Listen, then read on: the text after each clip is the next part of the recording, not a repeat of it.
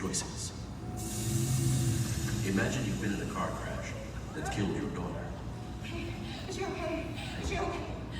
Or has it? She's breathing. She's breathing. Hey, Is she okay? time of death, 9:17. Your daughter's brain was not impacted by the accident. If you wish to scan her brain for digitization and upload, you have approximately 5 minutes. Do it. Now imagine the power you wield when you can order a digital copy of your daughter's brain. And do you know what comes next?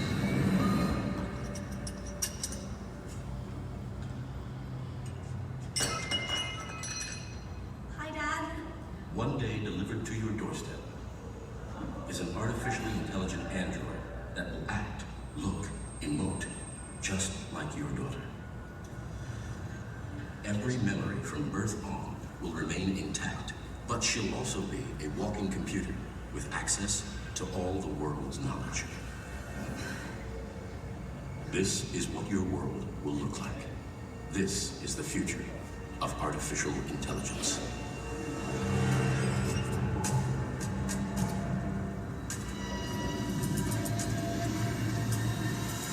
It's the deep future. Your body, gone. You're all computer, all the time. Let me also introduce you to Erica.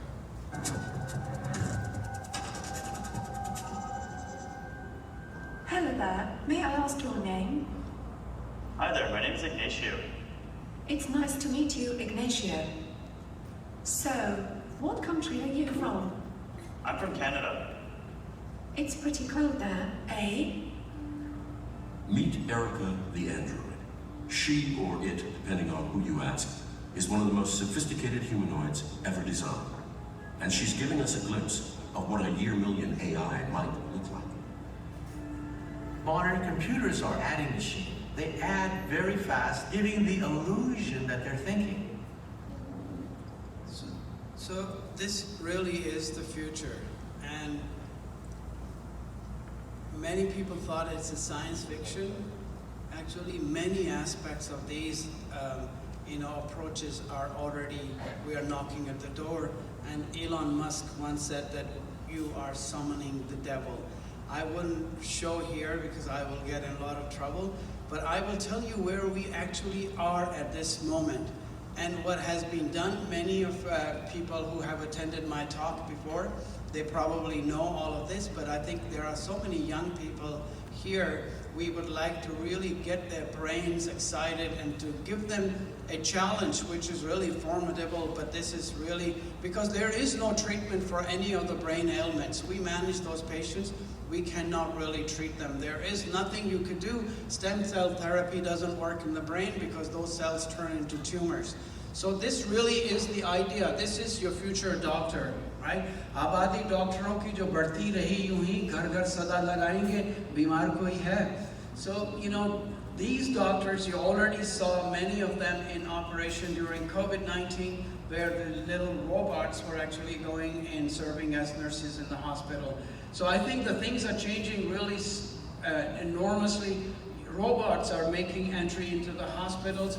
Many of the healthcare related issues are now being tackled through technology. So the question really is, where do we stand now? So, as humans, we are natural cyborgs. We are all $6 million people. We don't say hasta la vista, but we do say somebody gonna get hurt real bad.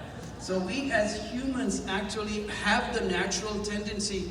Our brain plasticity allows us to attach to machines naturally. So I am connected to this machine, it is connected to that machine, my computer, it's connected to projector, and then everybody is actually online. So we are natural cyborg. We connect naturally with all of these things. So brain really reconfigures itself when it receives simple input and it adjusts accordingly. As far as it's a really far more open system than you have imagined, and it survives in the changing environment by changing itself. Our brain changes all the time. So if I tell you that I will reach out to grab this little remote control, if you were recording subcortically from my brain, the area of my brain or the brain will be activated, the same area will be activated if I only imagine that I'm reaching out. So this is something really important, that imagination, your thought translation, in really translation, machine taps into motor function of a person or an animal that is doing this. So I'll show you this, where we have this robot monkey, and Thomas here has these electrodes around the scalp, and what is actually happening every time he thinks or he does anything, you will see that the actual monkey will reproduce or will recapitulate whatever he's doing. Can you please turn the red light on? We can just by thinking, can turn the lights on or off in the lab. And even more important, we can bring young kids, plant these electrodes. We know which part of the brain controls what. And then we train them to be able to control a cube, which is really in the tunnel. Go up, go down, left, right, and go back deep into the tunnel. And once they get trained, we could get them to really control a car by just using their own mind. We can get them to fly a drone by just using their own mind. So the idea really is that you can have young kids, she doesn't know where the car is, she's only imagining and driving it around the curve and bring it back. And this is our undergraduate student, and of course a little bit of practice. They do have a few crashes.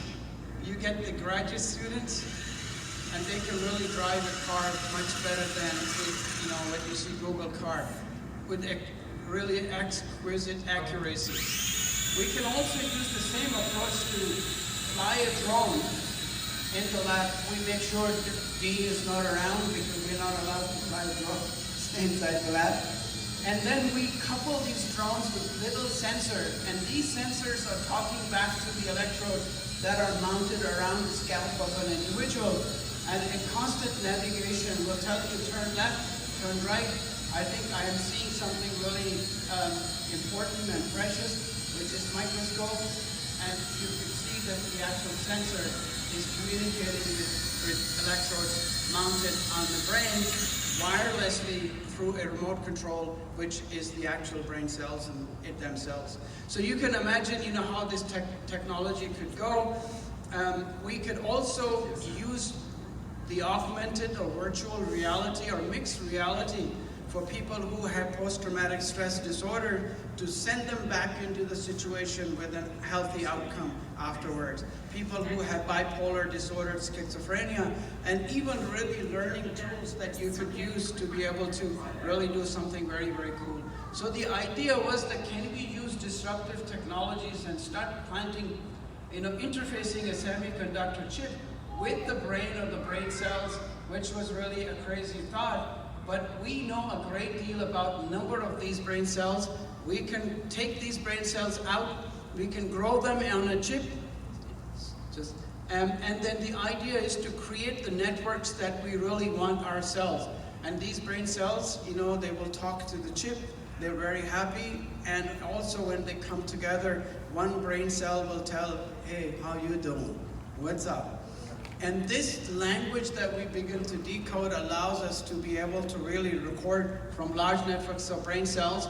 We wanted to really do this, interfacing in the brain directly, but of course, it's a challenge to keep these brain cells alive outside the brain. So we developed this incubator system that has temperature control, it has pH control, oxygen, we supply everything, and we can keep these brain cells alive for days to weeks. And they really integrate beautifully, and they don't mind at all growing on the chip, because when you plant any device in the brain, you have to really be careful whether it will be rejected or accepted by the brain.